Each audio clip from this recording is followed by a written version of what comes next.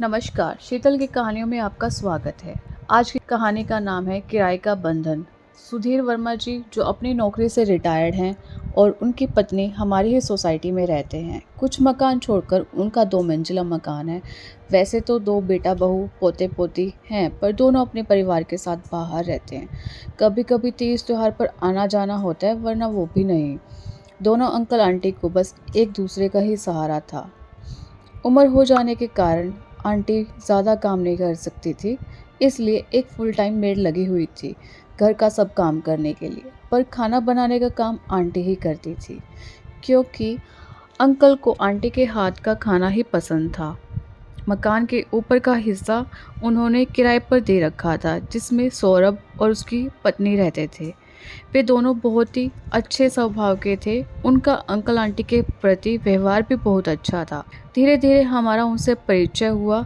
दोनों uncle aunty society park में शाम को टहलने भी आते थे।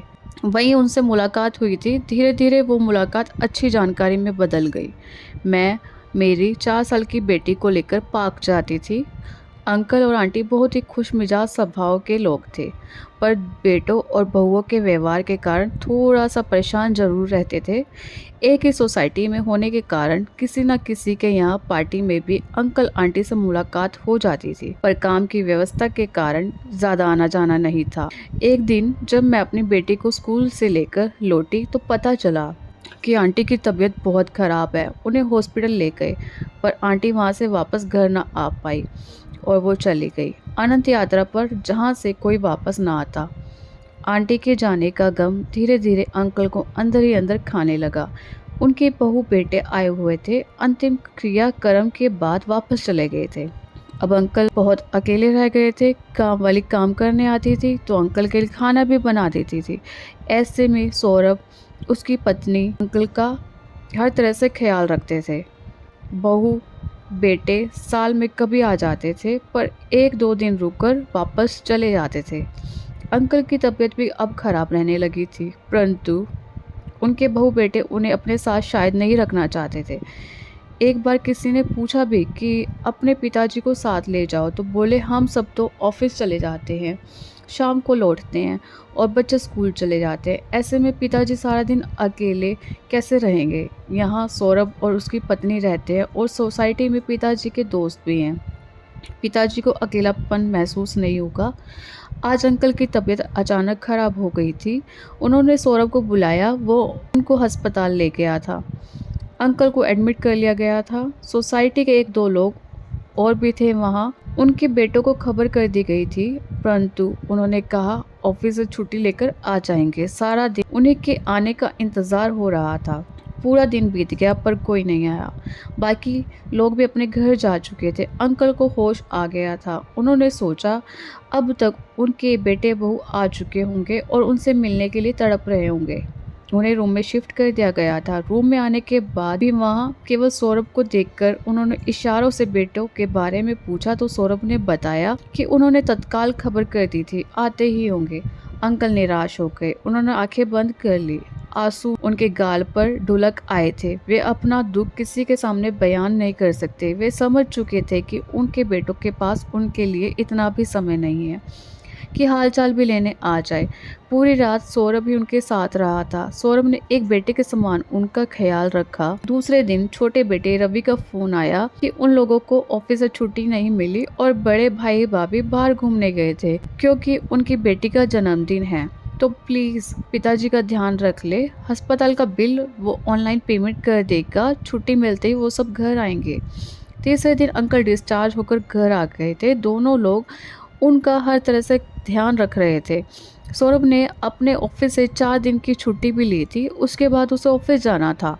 उसने व उसकी पत्नी ने अंकल का भरपूर ध्यान रखा था। अब अंकल स्वस्थ हो चले थे, परंतु बीमारी के दौरान जिस तरह से उनके बेटे और बहुओं का व्यवहार था, वो रह रहकर उनके दिल को कचोटता रहता। करीब 1 हफ्ते बाद दोनों बेटे परिवार सहित आए थे। अंकल का ध्यान रखने के लिए उन दोनों का धन्यवाद किया, हाल चाल पूछा और एक फॉर्मेलिटी से भी निभाकर 2 दिन रुककर वापस चले गए थे। करीब 2 महीने बाद उनके बेटे बहू फिर से वापस आए और मकान के बंटवारे की बात करने लगे। उसी दिन शाम को घर से झगड़े की आवाज़ आने लगी। पता चला कि अंकल ने अपने बेटों को अपनी संपत्ति देने से साफ साफ इनकार कर दिया और मकान सौरभ के नाम कर दिया था। उसके लिए दोनों बेटे उनसे झगड़ रहे थे। एक किराएदार के नाम आप मकान कैसे कर सकते हैं? माना कि इन्होंने मुसीबत में हमारी मदद की है, पर इसका मतलब ये तो नहीं कि अपनी जायदाद इनके नाम कर दी जाए। हम ऐसे हरगिज़ नहीं होने देंगे। आखिर क्या रिश्ता है आपका इनसे? अंकल ने कहा, हाँ, ये एक किराएदार ही है और मेरा इनका किराए का ही बंधन है। मेरे घर में रहने का ये लोग किराया देते हैं, लेकिन ये लोग मेरी सेवा करने के लिए बाध्य नहीं हैं। फिर भी कोई रिश्ते का बंधन न होते हुए भी इन दोनों ने मेरा इतना ख्याल रखा है।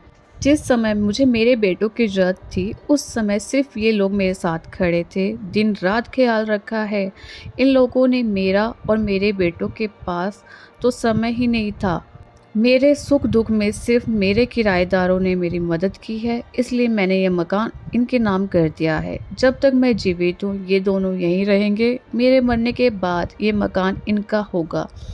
दोनों बेटों के पास कोई जवाब नहीं था और गुस्से में दोनों वहाँ से चले गए। हमें अपने माँ बाप और बड़े बुजुर्गों का उनके बुढ़ापे में ख्याल रखना चाहिए। उन्हें हमारे प्यार की ज़रूरत अधिक है। अब हमारे बुजुर्ग भी हमारे बच्चों की तरह हो गए हैं। अपने बच्चों की तरह उनका ध्यान दिल से रखें, तभी उनकी आत्मा आपको दिल से आशीर्वाद देगी। क्यों बोझ हो जाते हैं वो झुके हुए कंधे, जिन पर चढ़कर कभी तुम दुनिया देखा करते थे। धन्यवाद।